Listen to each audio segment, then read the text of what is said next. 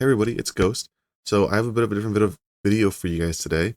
So a while back we were playing some buckshot roulette and it kind of got a little boring just because it was just a bit of back and forth and I wasn't having the best RNG with the game. So about towards the end of it, someone had recommended I do a reaction video because it was something that if you've been watching me play Ghost Recon or other games that have firearms in any way whatsoever, I kind of go a bit off the rail and talk about them in detail. So they recommended some Brandon Herrera to react to. And it was a interesting video. And I want to say a full disclaimer. One, please go support Brandon Herrera and his videos because I think he's amazing if you're interested in that kind of stuff. Two, this is purely education. I know that YouTube has some reservations about this kind of content. I want to say 100%, this is purely education. Do not mimic or imitate anything in this video. It is purely for education and for me to kind of make commentary based on what I had saw. That being said, we are looking at a homemade firearm. And it is an actual one. It is real. It works because it's done in this video. It was a concept based on, and Brandon will talk more about it in detail. It was just a concept based on a workaround relating some laws, I believe in the UK. So that's a quick heads up, like what you're gonna see. I don't know if you guys want to see this kind of content. If you guys don't or do, I'm kind of like testing new things. I'm not sure where I want to go with YouTube just yet. I have been trying to do taking my VODs from Twitch and putting them here, but I'm having issues with audio where they don't seem to separate clearly. So I'm trying to work on that, as well as I'm trying to balance the audio because there are days where the music sounds louder, where the game sounds louder, where I sound louder, and I'm trying to find a nice healthy balance. So this is a work in progress. I'm sorry YouTube has been a bit dry the last month or two. I have a couple of videos that are on my burner right now that I'm working on. I apologize if they're taking a while. I promise I'll get them out as soon as I can once I get them edited. But yeah, just wanted to give you guys a quick heads up what this video is about. I hope you guys enjoy it. I hope you enjoy me being a bit silly because I believe I was a little drunk when we did this. But yeah, I hope you guys enjoy it, that you're safe and well, you drink plenty of water, and I'll see you guys later. Love you. Bye. That we would try to rebuild the infamous Luty submachine gun. The Luty, of course, being the improvised 9mm subgun described in the book by, of course, Mr. Luty, Expedient Homemade Firearms. So promises made, promises kept. We took our own crack at it. So this is a homemade firearm. It is amazing. Let me also lower the volume a bit. Amazing that this is all homemade. Because I can see this eye bolt. It's mostly steel. Like this eye bolt is a charging handle, and I can't see what the trigger guard's made out of. Well, it's all pressed steel, I think. Or the trigger at all. I don't know what any of this is made out of. There's a key ring here on the back. It is ridiculous that this is all homemade. But also, just look at that fucking beard. I wish I had one that was like this clean. Mine gets all curly. Yes, I do have a beard, believe it or not. Look at how clean this beard is. And this hair, it's wavy. My hair is curly as shit, and I hate it. And for better or worse, here we are. So that's a nice watch. I've gotten into watches a lot recently. It's really hard to find a watch that I would like to wear to work, because at work I beat a bunch of stuff up because it is on my wrist and I work with my hands for the most part. I don't want to wear my nice watches to work. So the fact that I would like to have one that I can just beat up and not worry about is a nice concept on its own, but it's hard to find one that fits my style because I very much love analog designs. I don't like digital watches. Those are my least favorite designs. I'm curious to know what watch this is. It looks very nice. I wouldn't wear this one to work, but it looks like a really nice watch. You cannot stop me from drooling. And don't get me wrong, I'm more or less upset I don't have this nice beard or hair. But this gun, the fact that he built it, I wish I built it. It looks so fucking cool. Luty submachine gun. The whole idea behind this, as you can clearly see, is that it is something that is able to be made out of easily attainable, just components, hardware, tubing, you know, that sort of thing. We'll get more into Mr. Luty and, you know, whether or not this is actually a successful design in a bit, but right now, Tutti Frutti. Oh, it's an open bolt design too. Holy shit. I thought this was like a...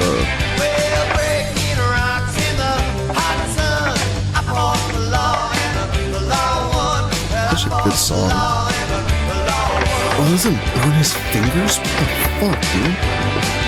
I wouldn't have done that. That's like gonna burn your fingers with the shells ejected. It's full auto. That's cool.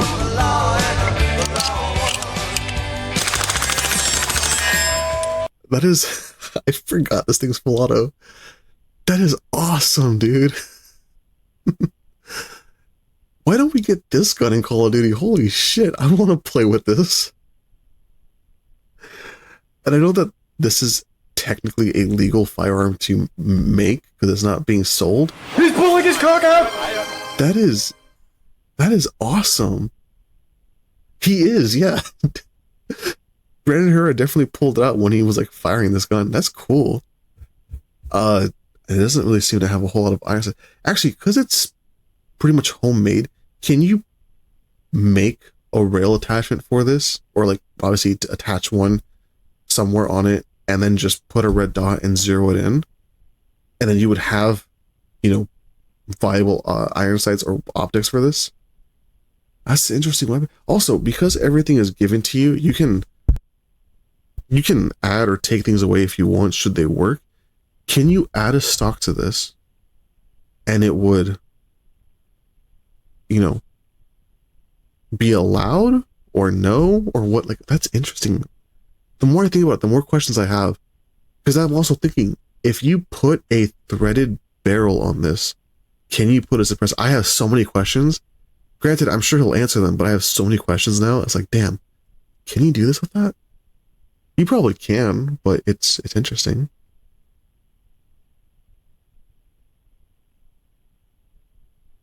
Well, I would imagine because you have to make... Well, I feel like making a stock would be too much work, especially for comfort. You can probably make it from wood. You can probably make it from steel, but it would be uncomfortable regardless of how you make it, because it's going to be very rough the first few times. But also, to kind of take a note from the Russian, I think it's the Russian P220, which is a Russian SMG. I'm also trying to remember off the top of my head. I think that's the designation. I don't remember. Can it be the situation where you can take a magazine and have it attached to the rear of the weapon to make a pseudo stock that you can just press against your shoulder to stabilize the rifle? I wonder if you can do that with this, because it wouldn't be a stock. It would be if you want a legal workaround, a magazine storage space that you can, you know, theoretically press your shoulder against to stabilize your shots. Just a food for thought. I'm actually thinking of stuff right now as I'm trying to make this more viable for me. That's nice though. I like that bolt. The OG can't stop the signal, Mal. So yeah, what we're playing with today is actually a by the book, literally by the book, there's a book, Luty 9mm subgun. So I think it's fair to say right off the bat, it's ugly as shit. It is, and yeah. There are lots of things on this, feature-wise, that can really tell you that it's very improvised. It's got one of the worst triggers I've ever felt in my life, and I'm an AK and Glock fanboy. Now, the Luty, of course, is just a typical 9mm direct blowback subgun, but what's most interesting about this gun is not how it works necessarily, more of why it was designed. Now, in the United States, we have what's called the Second Amendment to the U.S. Constitution. It's about as old as our country, and it basically says, well, it verbatim says, that a well-regulated militia being necessary to the security of a free state, the right of the people to keep and to bear arms shall not be infringed. Basically says, in order to keep us free, we need to be able to keep and bear arms. Arms. A lot of... This looks like it was modeled after the grease gun, with some inspiration from like an MP40. So it's interesting, and I like that this exists. You can buy the book and pretty much buy everything at your local hardware store, but it's still a concept where it's like, I don't know if I can do it, myself, but if I could, I definitely would make this. I wouldn't sell them. I feel like that would cross a line, but it's definitely something to look at and go, you know what? If I need it, the options are right there. Also, I will make a quick comment at the end of this, by the way. Countries, though, aren't necessarily that lucky, and through things we won't talk about, that's starting to show its ugly head in a lot of places. But the country we're going to specifically talk about today is the UK. In the mid-90s, they had a pretty horrific shooting, which, of course, politicians, not letting a good crisis go to waste, immediately blamed guns and basically annihilated what was left of British gun rights, by and large. This did not really sit well with a gentleman by the name of Philip Luty. Yeah, that's right, Brits. You guys are responsible for this one. A British state was responsible for this? Seeing all this new gun control passed as a ridiculous form of government overreach, so could it be more inspired by the grease gun and the stem then? The idea being he was setting out to prove that no matter what, no government will ever fully be able to take weapons away from their citizens, because if worse comes to worst, you can just make your own. So if you agree with Mr. Luty that gun control is bullshit, go ahead and subscribe. All my homies think that gun control is bullshit. Oh, I already am. Fuck you. I like guns, what can I say? But Luty even went a step further. Not only did he design this, but he also released and published those designs so that people will always have access to the information that he was able to put together. This didn't sit well with the British government, and if there's several videos out there on the life of Mr. P.A. Luty, and if there was ever an example of somebody being railroaded by government, this guy was it. Count Dankula has an excellent video on this. I'll go ahead and link that, but first, you gotta keep watching this video. I mean, we gotta talk about the fucking Luty. Yeah. The difference between me and Count Dankula is, I've got a Luty. And if Count Dankula has a Luty, I hope to God he doesn't say that on the internet. For the love of God, he lives in the UK. So anyhow, I'm gonna go ahead and load up another magazine, and we're gonna talk about some of the pros and cons of the gun. So this that I'm loading up, clearly, is the Luty mag. Also completely improvised and able to be made out of generic hardware. It looks like it should be a standard capacity 30 round magazine. However, it is not, in fact, because it's actually single stack, because I guess double stack hard, double stack scary. Single stack just means the cartridges aren't staggered, so you get lower magazine capacity, but I guess if you're already kind of cutting it close as far as having a gun that's barely functional, single stack may be for the best. So what are the pros of the Luty? Well, if you're ever trapped in a hardware store with access to electricity, drill press, and a couple of other things, you know, this is definitely something that you could make. It also is... That is a nice watch. I keep looking at this watch. It's really nice.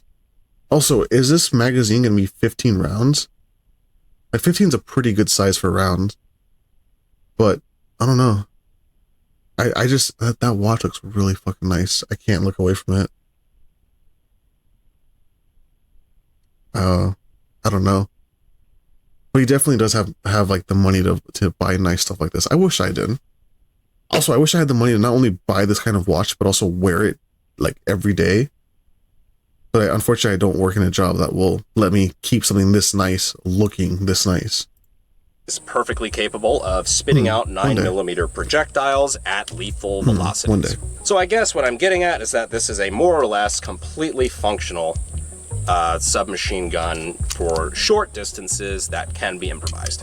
That's about where the good stuff ends. Some of the cons of the Luty.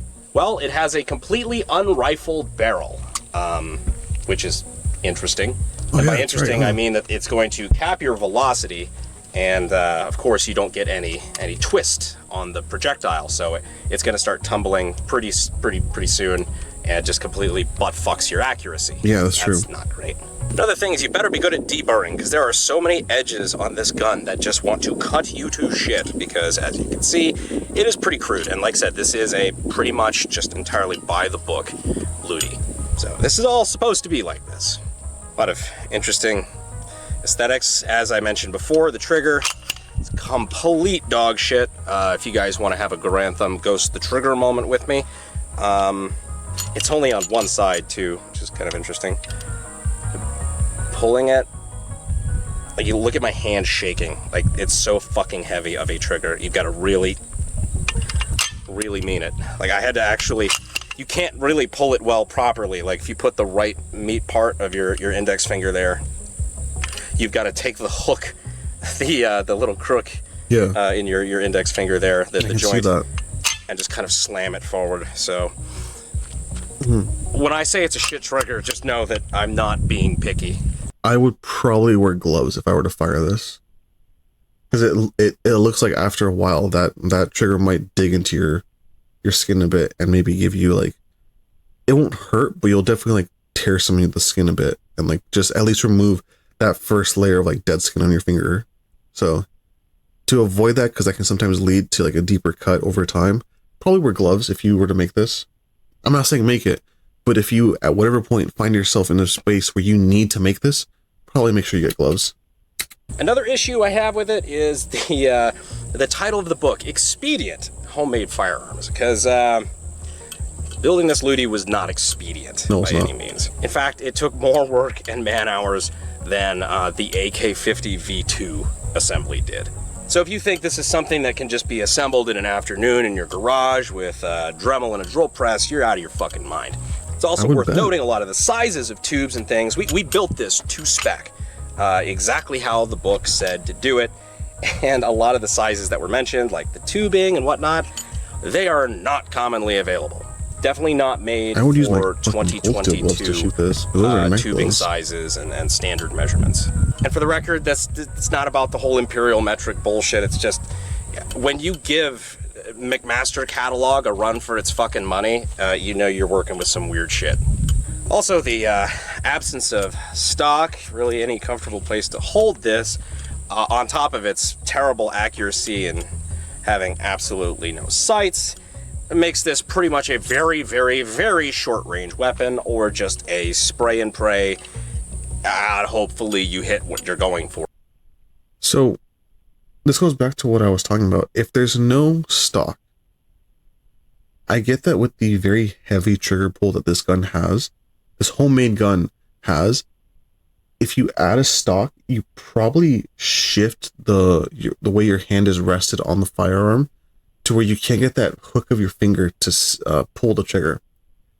So that maybe, I don't know, I'm trying to, like, justify adding a stock, because this gun pretty much is made. You just need to add stuff to it to make it better.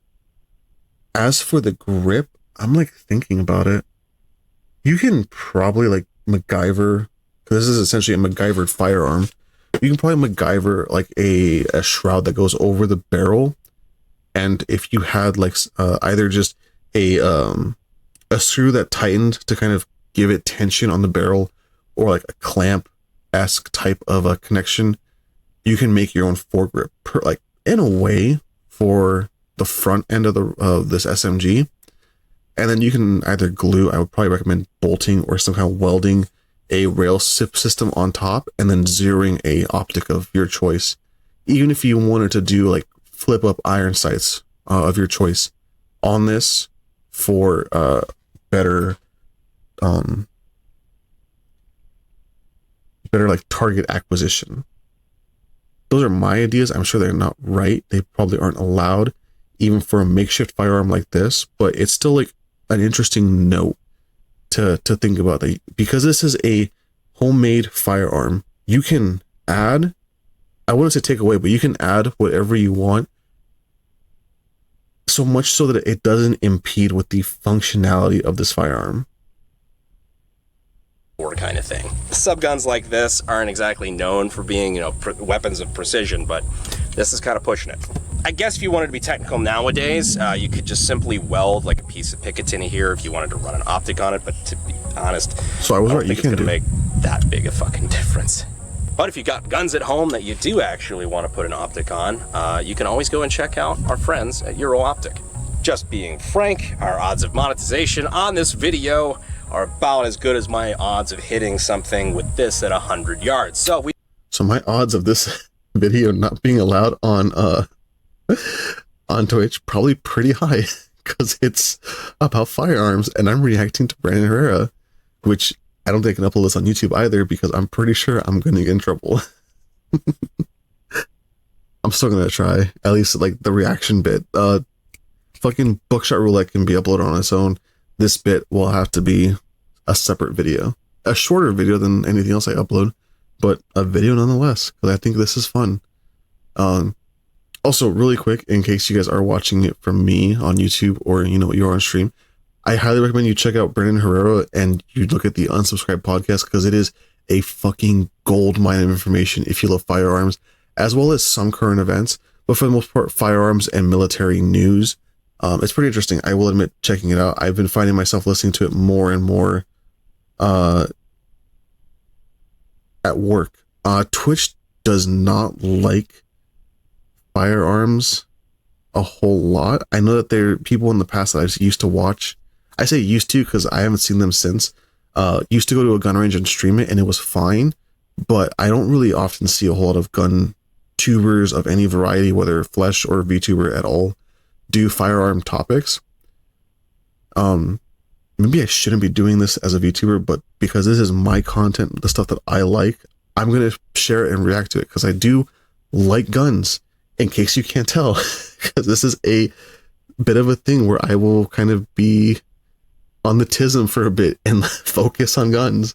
I miss Demo Ranch too. I used to like it. Not used to. No, also used to. But I still do like Demo Ranch's Off the Ranch vlogs. Those are great. I just stopped watching them after a while because I was out of the loop since he did continuous stuff over time. But I do like his stuff. I might. Well, you know what? Tomorrow I don't really have a game idea for tomorrow. I could do Animal Crossing, or I can react to Demo Ranch. I think Demo Ranch would be pretty fun because like, there's some stuff I can talk about. But yeah, I think tomorrow I can do reaction stuff since I have this set up, and it'd be fun. I'm enjoying just looking at this, and I would like to watch another one after this, but it is getting somewhat late, so I might end after this. Gun walls. I would fucking love a gun wall. I would love it. Even if, I don't know if I'll ever do it, but even if I ever do like face cam content and you saw behind me a wall of firearms, I would love to do that for myself one day. I don't think I can because I'm never going to get that kind of money, but I would love to do that one day. But we'll continue with this for a second. We'd like to thank Hero Optic for coming in and helping us out with the price of the build. They're a great company, good prices. I've actually ordered stuff from them, and with their red shipping, they ship a couple days, gets to your house. Are you talking about Demo Ranch's homemade shotgun shells vids?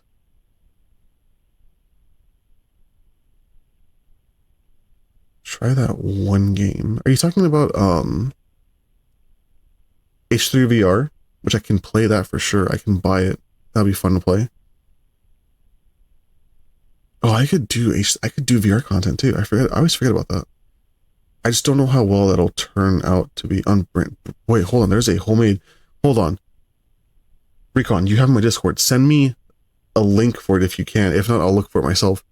But if there is a homemade shotgun video, I gotta take a look at this. That sounds really cool. House. Super great for, you know, the instant gratification generation that I completely fall into. Anyhow, be sure to give them some love for supporting something as ridiculous as this. So let's go shoot some more shit with the Luty. Now, of course, we had to do our typical White Claw penetration test, but this time we're gonna test two things with it. One, just demonstrating that even though there's no rifling, you're losing a little bit of velocity and whatnot, that this 9mm direct blowback still has enough energy to successfully punch a hole through a White Claw.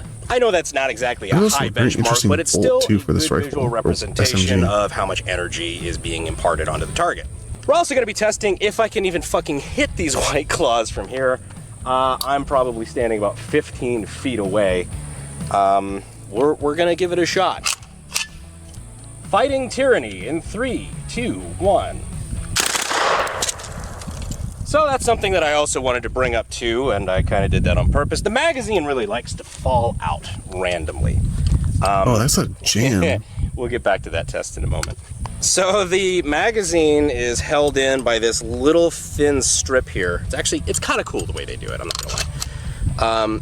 it acts as a stopper there at the base of the mag well, but it also is the bottom piece where it is retained by, and I'm not kidding, a cut bolt and a slant cut nut at the end with 2 washers in between a piece of spring steel. I've tried bending it in a little bit more. It just kind of works. So if you're going to be firing the Luty, I highly suggest that you kind of hold it by the magazine to kind of give it a little bit of help staying in place. So let's go ahead and try that again. Resuming the test in 3, 2, 1. Oh, you hit one of them. Okay. I hit one. Good thing I have my totally not just freshly reloaded backup magazine. Okay, a little bit better that time. So yeah, if you give it a little bit of help there from the magwell grip, which I'm used to on an AK anyway, just because it just feels right, you know, guns like this. This is nice. It feeds fairly well. It's just hip firing a gun with a terrible trigger. That's open bolt, so it's got to jump to it anyway. Really bad trigger, can't say that enough. With absolutely no way of aiming it. It's a good thing that the thing that this was designed to shoot at is bigger than White Claws. You know, like steel targets and, you know, IPSEC targets, you know, that sort of thing. You know, 3-gun. Let's go check it out. So I know. Can you use... I'm sure it'll take a lot of work to make it semi-auto, but can you use this for any kind of viable application, such as either some kind of competition or home defense scenario? Huh.